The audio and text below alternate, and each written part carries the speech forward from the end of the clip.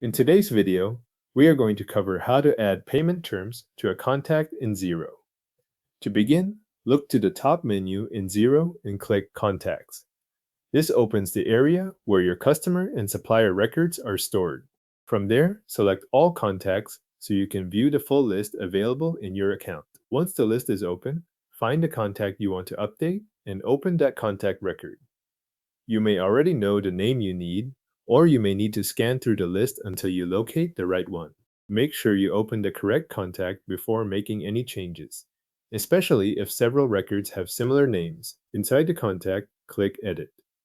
This switches the record from view mode into an editable layout so you can change its default settings. After the edit screen appears, select Sales Defaults.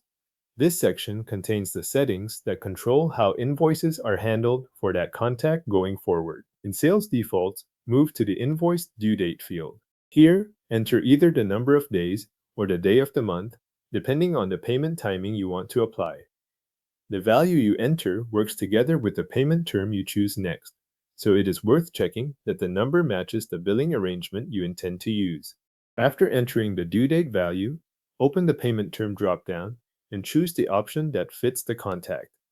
The available choices are of the following month, days after the invoice date, days after the invoice month, and of the current month.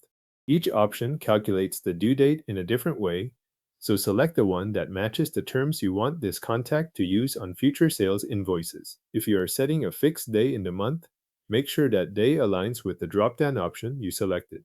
If you are using a number of days instead, confirm that the count reflects the payment period you want applied after the invoice date or invoice month. This helps avoid a mismatch between the number entered and the rule selected in the dropdown. Once the invoice due date and payment term are set correctly, click Save and Close. That stores the updated sales default settings and returns you from editing mode. The contact will now carry those payment terms as part of its saved defaults, which means the setting is available the next time you create a sales invoice for that contact. The selected contact in Xero now has updated payment terms saved under Sales Defaults.